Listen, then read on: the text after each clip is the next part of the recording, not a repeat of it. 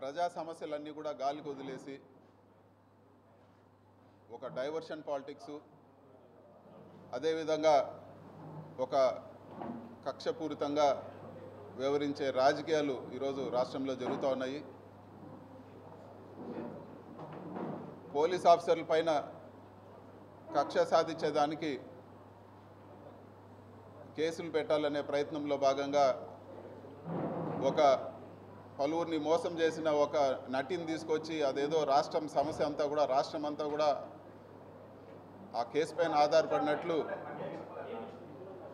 మన రాష్ట్ర ప్రభుత్వం వ్యవహరిస్తూ ఉంది. కానీ వాస్తవంగా వర్షం పడుతుంది, భారీ వర్ష సూచన ఉందని చెప్పే హెచ్చరికలన్నీ కూడా గాలికి వదిలేసి ఈరోజు విజయవాడలో ఇంత ఘోరమైన పరిస్థితి, ఈరోజు ప్రజలందరూ కూడా ఇబ్బంది పడుతూ ఉన్నారంటే ఈ డైవర్షన్ పాలిటిక్స్ పైన పెట్టిన దృష్టి ప్రజలపైన పెట్టలేదని చెప్పి కూడా నేను తెలియజేస్తా ఉన్నాను. అన్ని ఫైల్స్ ఆన్లైన్లో ఉన్నా కూడా మదన్పల్లిలో ఏదో కాలిపోయింది, ఏదో అయిందని చెప్పి సంబంధం లేని విషయానికి హెలికాప్టర్ పంపించి దాన్ని ఏదో ఒక సెన్సేషనలైజ్ చేసి అదేదో ఒక సమస్యలాగా సృష్టించారు. అదే హెలికాప్టరు ఈరోజు వరద సహాయ చర్యలకు ఎందుకు పంపించలేదని చెప్పి కూడా నేను ఈరోజు ప్రభుత్వాన్ని నిలదీస్తూ ఉన్నాను. అదేవిధంగా ఈరోజు వాస్తవంగా నిజంగా మహిళలకి ఇబ్బంది జరిగి ఒక ఇంజనీరింగ్ కాలేజీలో స్పై కెమెరాలు పెట్టి అమ్మాయిలందరూ కూడా ఇబ్బంది పడి చదువుకున్న అమ్మాయిలందరూ కూడా వాళ్ళు ఏ రాజకీయ పార్టీకి సంబంధించిన వాళ్ళు కాదు, మొత్తం అమ్మాయిలందరూ కూడా ధర్నా చేస్తే ఈ విధంగా జరిగింది, మాకు సెక్యూరిటీ లేదు, మాకు ఈ విధంగా అన్యాయం జరిగిందని ధర్నా చేస్తే ఇన్వెస్టిగేషన్ జరుగుతున్నప్పుడే ఇది దీంట్లో ఏం లేదు అని చెప్పి సాక్షాత్తు ముఖ్యమంత్రి ఆయన కొడుకు ఇద్దరు కూడా మాట్లాడితే ఇంకా న్యాయం ఎక్కడ జరుగుతుందని చెప్పి కూడా ఈరోజు నేను ప్రశ్నిస్తా ఉన్నాను. ప్రజల్ని ఎవరన్నా ప్రశ్నిస్తే వాళ్ళని భయభ్రాంతులు గురి చేయడం, ఉదాహరణకు పుంగనూరు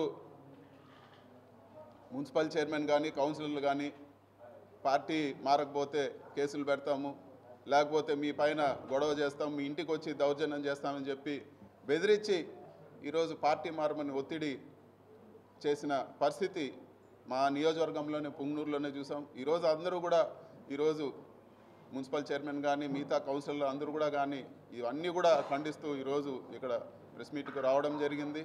ఇలాంటి రాజకీయాలు మానుకొని వాస్తవంగా మీరు ఏదైతే ప్రజలకు హామీలు ఇచ్చారో సూపర్ 6 కానీ ఇంకోటి కానీ వాటిపైన దృష్టి పెట్టాలని చెప్పి కూడా మేము కోరుతా ఉన్నాం. ఈరోజు సూపర్ 6 అనే మాట కూడా ఏ ఒక్క తెలుగుదేశం ఎమ్మెల్యే కానీ లేకపోతే నాయకుడు కానీ మాట్లాడే పరిస్థితి లేదు. అవి ఎప్పుడు నెరవేరుస్తారో కూడా ఈరోజు తెలియని పరిస్థితి.